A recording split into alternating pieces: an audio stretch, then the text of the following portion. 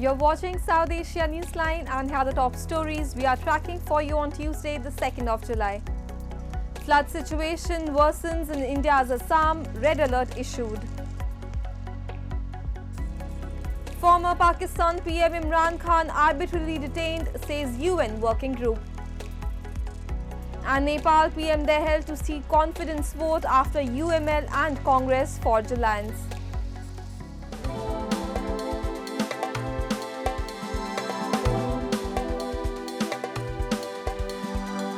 And now for all the details. The flood-hit Indian state of Assam is on high alert as it braces for more rains in the coming days. The northeastern state has been inundated by floodwaters for several days, killing at least 34 people and affecting more than 600,000 people. In the countryside, agricultural fields and houses were submerged in floodwaters. The water level in the Brahmaputra river, which flows through the region, has been higher than usual, leading to flooding in many parts of Assam. More than 500,000 people across 19 districts have been affected, a report from Assam State Disaster Management Authority said. तो पानी से बहुत आदमी लोग को मुश्किल होता है, बहुत आदमी का घर पानी के अंदर गया, अभी तो क्या करेगा, अभी बहुत मुश्किल है. The Indian Air Force rescued 13 fishermen marooned on a small island in the middle of the Brahmaputra, north of Dibrugarh in Assam, officials said on Tuesday. পানি হইছে আমার ধান আছে চাউল আছে সব পানির তলত গল পাঁচজন পরিয়াল এতে জেনে তেনে খালি উপরতে এইখিনিতে আহি বহিছো আর যদি ইয়ার পর বেশি হয় তেনলে আমার ঘটও ভাঙিব লাগিব এনেকা হৈ যাব. And UN Human Rights Working Group said in an opinion issued on Monday that Pakistan's former Prime Minister Imran Khan's detention is arbitrary and in violation of international law. The group on arbitrary detention said that the appropriate remedy would be to release Khan immediately and accord him an enforceable right to compensation and other reparations in accordance with international law. The UN working group said Khan's legal woes were part of a much larger campaign of repression against him and his PTI party. It said that in the lead up to the 2024 elections, members of Khan's party were arrested and tortured and their rallies were disrupted. Pakistan's Election Commission denies that the elections were rigged. Khan has been in jail since last August and is fighting dozens of other cases which are continuing. Khan and his party say that he was ousted in 2022 after falling out with Pakistan's powerful military.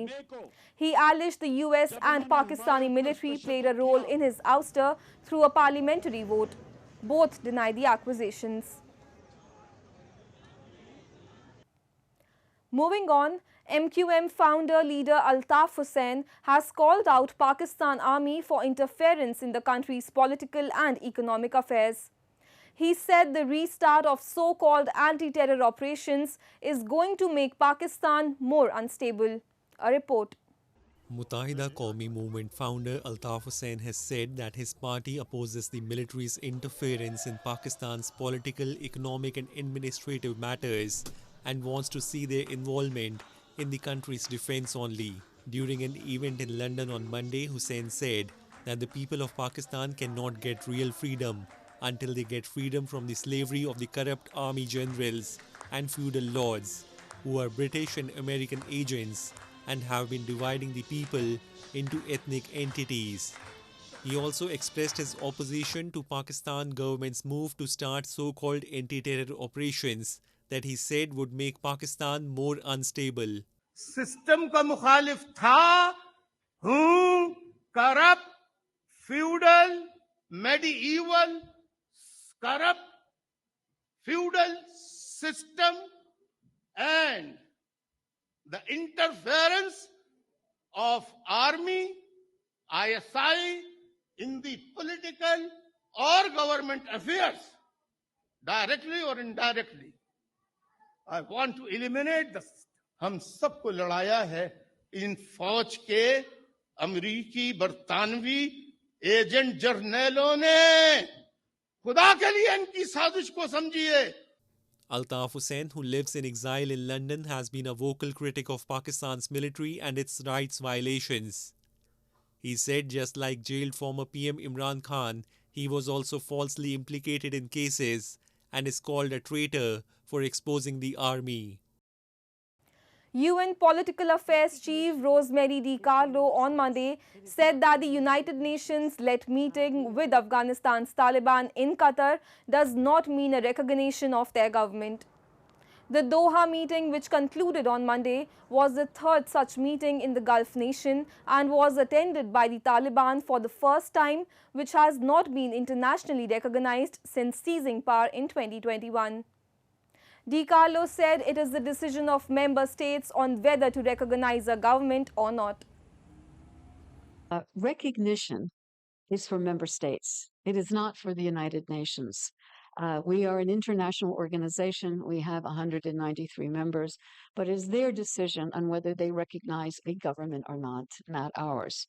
What we are doing is facilitating the interest of quite a number of countries in the international community who feel that engagement with Afghanistan, principled engagement, will be to the benefit of the Afghan people, its neighbors, and the international community.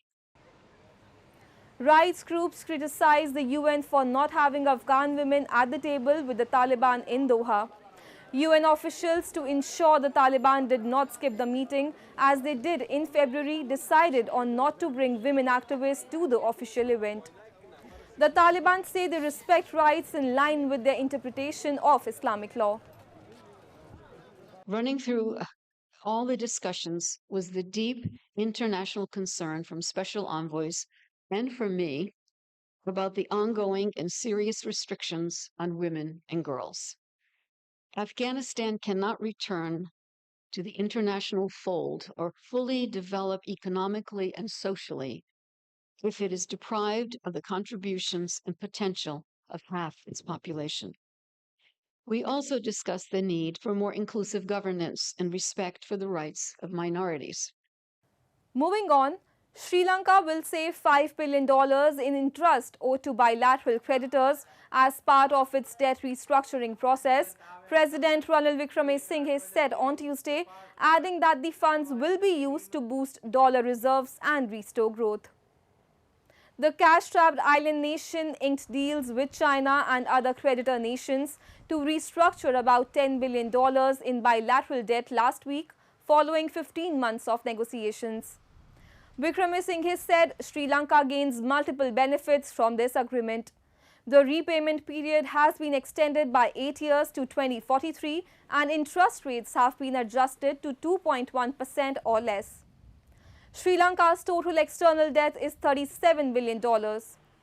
Talks with bondholders to restructure $12.5 billion worth of debt is progressing well and a conclusion is expected soon, the president said, kicking off a two-day debate on the restructuring process in the parliament.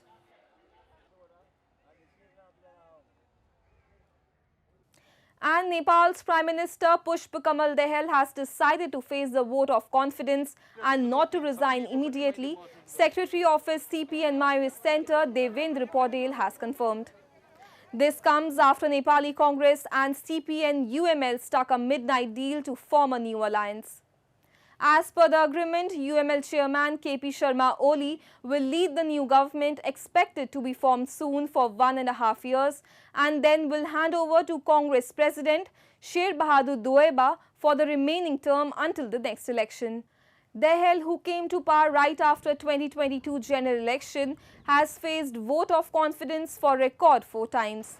Nepal has had 11 governments since it abolished its 239-year-old monarchy in 2008, which has failed to bring political stability and has been largely credited for a struggling economy and corruption.